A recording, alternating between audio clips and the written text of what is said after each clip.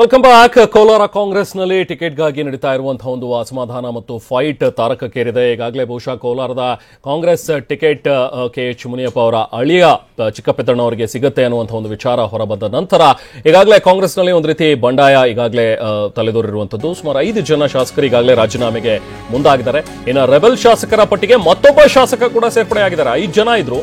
ಈಗ SN ನಾರಾಯಣಸ್ವಾಮಿ ಕೂಡ ರಾಜೀನಾಮೆಯ ಒಂದು ಎಚ್ಚರಿಕೆಯನ್ನ ನೀಡಿದ್ದಾರೆ. ಸೊ ರೆಬೆಲ್ ಶಾಸಕರ ಪಟ್ಟಿಗೆ ಈಗ ಮತ್ತೊಬ್ಬ ಶಾಸಕ ಸೇರ್ಪಡೆಯಾಗಿದೆ. ಕೋಲಾರದ ಶಾಸಕರೇನಿದ್ದಾರೆ ಅವರೆಲ್ಲರೂ ಕೂಡ ಕೋಲಾರ ಭಾಗದ ಶಾಸಕರು ನಾವು ರಾಜೀನಾಮೆಯನ್ನು ಕೊಡ್ತೀವಿ ಅನ್ನುವಂಥದ್ದನ್ನೇನು ಮುಂದಾಗಿದ್ದಾರೆ. 5 ಜನ ಇದ್ರು, ಅದರಲ್ಲಿ ಈಗ ಮತ್ತೊಬ್ಬ ಶಾಸಕ ಕೂಡ ಸೇರ್ಪಡೆಯಾಗಿದ್ದಾರೆ. ಸೊ ಇವರು ಕೂಡ ನಾನು ರಾಜೀನಾಮೆಯನ್ನು ಕೊಡ್ತೀನಿ ಅನ್ನುವಂಥದ್ರ ಬಗ್ಗೆ ಈಗ ಹೇಳ್ತಾ ಇದ್ದಾರೆ. ಇನ್ನು ರೆಬೆಲ್ ಶಾಸಕರ ಪಟ್ಟಿಗೆ ಸೇರ್ಪಡೆಯಾಗಿರುವಂತಹ ಶಾಸಕರು ಸೊ 5 ಜನ ಇದ್ರು, ಈಗ 6 ಜನ ಆಗಿದ್ದಾರೆ. SN ನಾರಾಯಣಸ್ವಾಮಿ ಕೂಡ ರಾಜೀನಾಮೆಯ ಒಂದು ಎಚ್ಚರಿಕೆಯನ್ನು ನೀಡಿದ್ದಾರೆ. ಈಗಷ್ಟೇ ಅನಿಲ್ ಕುಮಾರ್ ಅವರು ಕೂಡ ಮಾತನಾಡ್ತಾ ಹೇಳ್ತಾ ಇದ್ರು, ನಾವುಗಳು ಮಾತ್ರ ಅಲ್ಲ, ನಮ್ಮ ಜೊತೆಗೆ ಇನ್ನೂ ಕೂಡ ಸಾಕಷ್ಟು ಜನ ಮುಖಂಡರುಗಳಿದ್ದಾರೆ, ನಾವೆಲ್ಲರೂ ಕೂಡ ರಾಜೀನಾಮೆಯನ್ನು ಕೊಡ್ತೀವಿ, ಕಾಂಗ್ರೆಸ್ ಇಲ್ಲಿ ಇಬ್ಬಾಗವಾಗುವಂಥದ್ದು ಸ್ಪಷ್ಟ ಅನ್ನುವ ರೀತಿಯಲ್ಲಿ ಅವರು ಹೇಳಿದರು. ಸೊ ಹಾಗಾಗಿ ಈಗ ಹೊರಟ್ಟಿಯವರ ಕಚೇರಿಗೆ ಬಂದಿರುವಂತಹ ಶಾಸಕರು ಅನಿಲ್ ಕುಮಾರ್, ನಜೀರ್ ಅಹಮದ್ ಇವರೆಲ್ಲರೂ ಕೂಡ ಶಾಸಕರ ಕಚೇರಿಗೆ ಬಂದಿದ್ದಾರೆ. ಜೊತೆಗೆ ಕೊತ್ನೂರು ಮಂಜುನಾಥ್ ಕೂಡ ಮಾತನಾಡ್ತಾ ಹೇಳ್ತಾ ಇದ್ರು, ನಾವು ಮೊದಲು ಹೋಗಿ ಸ್ಪೀಕರ್ ಅವರನ್ನ ಭೇಟಿ ಆಗ್ತೀವಿ, ಮಾತಾಡ್ತೀವಿ, ಅದಾದ ನಂತರ ಬಂದು ನಿಮ್ಗೆ ಹತ್ರ ಮಾಹಿತಿಯನ್ನು ನೀಡ್ತೀವಿ ಅನ್ನುವಂಥದ್ದನ್ನ ತಿಳಿಸಿದ್ರು. ಜೊತೆಗೆ ಅವ್ರು ಹೇಳೋದು KH ಮುನಿಯಪ್ಪ ಅವರೇ ನಿಮ್ಮನ್ನೆಲ್ಲರನ್ನು ಕೂಡ ಕರ್ಕೊಂಡು ಬಂದ್ರು ಅನ್ನೋದಕ್ಕೆ KH ಮುನಿಯಪ್ಪ ಅವರನ್ನು ಯಾರು ತಗೊಂಡು ಬಂದಿದ್ದು ಅನ್ನುವಂಥ ಒಂದು ವಿಚಾರವನ್ನ ಕೇಳಿದ್ದಾರೆ. SN ನಾರಾಯಣಸ್ವಾಮಿ ಅವರು ಸ್ವತಃ ನಮ್ಮ ಜೊತೆ ಇದ್ದಾರೆ, ಮಾತಾಡೋಣ. ನಾರಾಯಣಸ್ವಾಮಿ ಅವರೇ, ನೀವು ಕೂಡ ರಾಜೀನಾಮೆ ಕೊಡ್ತೀನಿ ಅನ್ನುವಂಥ ಒಂದು ವಿಚಾರವನ್ನ ಹೇಳಿದಿರಿ ಅಂತ ಹೇಳಿ, ಏನ್ ವಿಚಾರ? ಕೊಡಬೇಕು ಅಂತ ನನ್ನ ಒತ್ತಾಯ ಸರ್. ಬಲಗೈ ಸಮುದಾಯಕ್ಕೆ ಕೊಡಬೇಕು ಅಂತೇಳಿ ನನ್ನ ನೇರ ಒತ್ತಾಯ. ಓಕೆ. ಬಲಗೈ ಸಮುದಾಯ ಕೊಡಲಿಲ್ಲ ಅಂದ್ರೆ ರಾಜೀನಾಮೆ ಕೊಡ್ತೇನೆ ಅನ್ನೋ ಮಾತನ್ನು ಹೇಳಿದ್ದೇನೆ. Okay okay. ಸೊ ಅಂದ್ರೆ ಈಗ ಚಿಕ್ಕಪೆದ್ದಣ್ಣ ಅವ್ರಿಗೆನೆ ಆಲ್ಮೋಸ್ಟ್ ಟಿಕೆಟ್ ಅನ್ನುವಂಥದ್ದು ವಿಚಾರ ಬಂದಿದೆ ಅಂತ ಅನ್ಸುತ್ತೆ. ಸೊ ಹಾಗಾಗಿ ಈ ನಡೆನಾ? ಸರ್ ಆತರ ನಮ್ಮ ಮೊದಲಿಂದ ಕೂಡ ನಮ್ಮ ವಾದ ಬಲಗೈ ಸಮುದಾಯ ಕೊಡಬೇಕು ಅಂತ. ಈಗಾಗಲೇ ಮುಖ್ಯಮಂತ್ರಿಗಳನ್ನ, ಉಪಮುಖ್ಯಮಂತ್ರಿಗಳನ್ನ, ರಾಷ್ಟ್ರೀಯ ಅಧ್ಯಕ್ಷರನ್ನ ನಾವೆಲ್ಲ ಕೂಡ ಒತ್ತಾಯ ಮಾಡಿದ್ದೇವೆ. ಹೆಚ್ಚಿನ ಸಂಖ್ಯೆಯಲ್ಲಿ ಇದ್ದೇವೆ, ಹಾಗಾಗಿ ನಮ್ಗೆ ಅವಕಾಶ ಮಾಡಿಕೊಡಿ. 59ನೇ ಇಸ್ವಿಯಿಂದ ಕೂಡ ಇಲ್ಲಿ ತನಕ ನಮ್ಗೆ ಅವಕಾಶ ಸಿಕ್ಕಿಲ್ಲ. 52ರಿಂದ ಕೂಡ ಕಾಂಗ್ರೆಸ್ ಪಕ್ಷದಲ್ಲಿ ಅದಕ್ಕೆ ಅವಕಾಶ ಸಿಕ್ಕಿಲ್ಲ. ಈ ಭಾಗದಲ್ಲಿ ಬಲಗೈ ಸಮುದಾಯ ಹೆಚ್ಚಾಗಿದ್ದೀವಿ, ಹಾಗಾಗಿ ಬಲಗೈ ಸಮುದಾಯಕ್ಕೆ ಪ್ರಾತಿನಿಧ್ಯ ಕೊಡಿ ಅಂತೇಳಿ ನನ್ನ ಒತ್ತಾಯ ಸರ್. ಓಕೆ.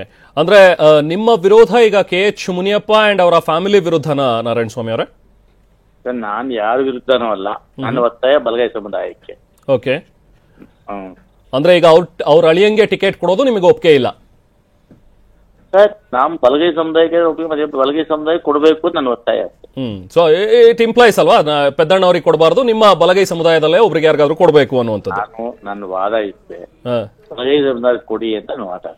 ಓಕೆ. ಅಲ್ಲ, ಇದ್ರ ಬಗ್ಗೆ ಹೈಕಮಾಂಡ್ಗೆ ಸರ್ ನೋಡಿ ಸರ್, ಅದಕ್ಕೆ ಮೇಲೆ ನಾವು ಪಕ್ಷಕ್ಕೆ ಮೀರಿದವ್ರು ನಾವಲ್ಲ. ನಮ್ಮ ಒತ್ತಾಯವನ್ನ ಬಲಗೈ ಮುಗಿದು ಹೇಳ್ತೀವಿ. ಒಂದು ವೇಳೆ ಪಕ್ಷ ತೀರ್ಮಾನ ತಗೊಂಡಾಗ ನಾವು ಬದಲಾಗಿರ್ಬೇಕಾಗ್ತದೆ. ಓಕೆ. ಪಕ್ಷಕ್ಕೆ ಗೌರವ ಕೊಡ್ಬೇಕು. ನಾವು ಸಿದ್ದರಾಮಣ್ಣ ಅವರಿಗೆ, DK ಶಿವಕುಮಾರ್ ಖರ್ಗೆ ಗೌರವ ಕೊಡ್ಬೇಕು.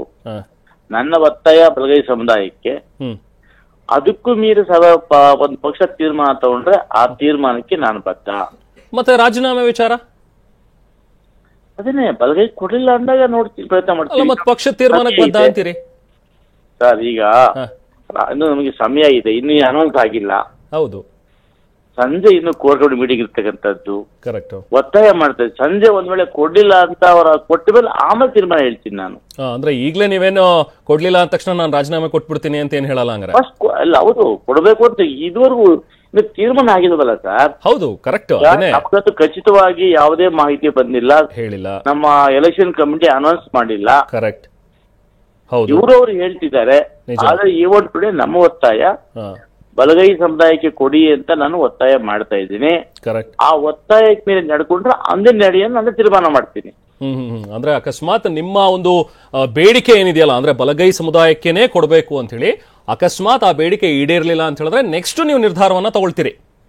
Yes sir. ಓಕೆ. ಅಕಸ್ಮಾತ್ ಅಷ್ಟರಲ್ಲಿ ನಿಮಗೆ ಈಗ ಕರೆ ಬಂತು, DK ಶಿವಕುಮಾರ್ ಅವರು ಮಾತಾಡಿದ್ರು ಅಥವಾ CM ಮಾತಾಡಿದ್ರು ಅನ್ನುವಂಥದ್ದಾದ್ರೆ ಅವಾಗ ನಿಮ್ ನಿರ್ಧಾರ ಏನಾಗಿರುತ್ತೆ ನಾರಾಯಣಸ್ವಾಮಿ ಅವರೇ? ಸರ್ ಮುಂದೆ ಹೇಳ್ತೀರಿ ಸರ್. ಅಲ್ಲ, ಯಾಕಂದ್ರೆ ನೋಡಿ, DK ಶಿವಕುಮಾರ್ ಅವರು ಈಗಾಗಲೇ ಹೇಳಿದ್ರು, ನಾನು ಮಾತಾಡ್ತೀನಿ, ಬೆಂಗಳೂರಿಗೆ ಬಂದ ತಕ್ಷಣ ಅವ್ರೆಲ್ಲರ ಜೊತೆಗೂ ಕೂಡ ಮಾತಾಡ್ತೀನಿ, ಸಮಾಧಾನ ಮಾಡ್ತೀನಿ, ಎಲ್ರಿಗೂ ಒಪ್ಪಿಗೆ ಆಗುವಂತ ಫಾರ್ಮುಲಾ ನಾವು ತಯಾರು ಮಾಡ್ತೀವಿ ಅಂತಾರೆ DK. ಆಗ್ಬೋದು ಸರ್, ಅದರ ಸಂತೋಷ ಪಡ್ತೀವಿ. ಅಂದ್ರೆ ಈಗ ಪಕ್ಷದ ತೀರ್ಮಾನ ಏನಾಗಿರುತ್ತೋ ಅದಕ್ಕೆ ಬದ್ಧರಾಗಿರ್ತೀರಿ? ಹೌದು ಸರ್, ಅಂತಿಮವಾಗಿ ಅದೇ ಅಲ್ವಾ? ಓಕೆ, ಅಕಸ್ಮಾತ್ ಈಗ ಹೈಕಮಾಂಡ್ ನಿಂದ ಇಲ್ಲ ಚಿಕ್ಕಪೇದಣ್ಣ ಅವರೇ ಕಂಟೆಸ್ಟ್ ಮಾಡ್ತಾರೆ, ನೀವೆಲ್ಲರೂ ಸಪೋರ್ಟ್ ಮಾಡಬೇಕು ಅಂತ ಹೇಳಿದ್ರೆ ಏನ್ ಮಾಡ್ತೀರಿ? ಆಗ ನಾವು ಮುಂದೆ ನಮ್ಮ ಮುಖಂಡರು ಚರ್ಚೆ ಮಾಡಿ ನಿರ್ಧಾರ ತಗೊಳ್ತೀವಿ ಸರ್. ತಗೊಂಡು ಆಮೇಲೆ ಹೈಕಮಾಂಡ್ಗೂ ಆ ನಿರ್ಧಾರವನ್ನು ಹೇಳ್ತೇವೆ ಸರ್. ಹೈಕಮಾಂಡ್ ಮಾತ್ಬಿಟ್ಟು ನಾವೇನು ಮಾಡೋದಿಲ್ಲ. ಹೈಕಮಾಂಡ್ ನಿರ್ಧಾರಕ್ಕೆ ಒಳಪಟ್ಟರೆ ನಾವು ತೀರ್ಮಾನ ತಗೊಳ್ತೀವಿ. ಯಾಕಂದ್ರೆ ಈಗಾಗಲೇ ನಿಮ್ಮ ಸ್ನೇಹಿತರುಗಳು ಈಗ ಸುಧಾಕರ್ ಅವರಾಗ್ಲಿ ಅಥವಾ ಕೊತ್ನೂರ್ ಮಂಜುನಾಥ್, ನಂಜುಂಡೇಗೌಡ ಇವರೆಲ್ಲರೂ ಇಲ್ಲ ನಾವು ರಾಜೀನಾಮೆ ಕೊಡ್ತೀವಿ ಅಂತ ಸ್ಪೀಕರ್ ಕಚೇರಿಗೂ ಹೋಗಿದ್ದಾರೆ. ಈಗ ಆಲ್ರೆಡಿ ಮಂಗಳೂರು ಟಿಕೆಟ್ ಬುಕ್ ಮಾಡ್ಕೊಂಡಿದ್ದಾರೆ. ನೀವೇನಾದ್ರೂ ಟಿಕೆಟ್ ಏನಾದ್ರು ಬುಕ್ ಮಾಡ್ಕೊಂಡಿದ್ದೀರಾ ನಾರಾಯಣ ಸ್ವಾಮಿ ಅವರು? ಇಲ್ಲ ಸರ್, ನನಗೆ ಬಸ್ ಚಾರ್ಜ್ಗೆ ಟಿಕೆಟ್ ಇಲ್ಲ.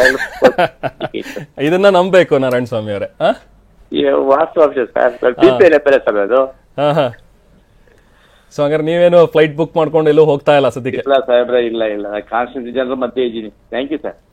ಓಕೆ. ಅಲ್ಲ, ನೀವು ಹೈಕಮಾಂಡ್ಗೆ ಮನವರಿಕೆ ಮಾಡ್ಕೊಟ್ಟಿದ್ರ ಈ ಹಿಂದೆನೆ ನಮ್ಮ ಸಮುದಾಯಕ್ಕೆ ಕೊಡಬೇಕು ಬಲಗೈ ಸಮುದಾಯಕ್ಕೆ ಅಂತೇಳಿ ನಾರಾಯಣ ಸ್ವಾಮಿ ಅವರ?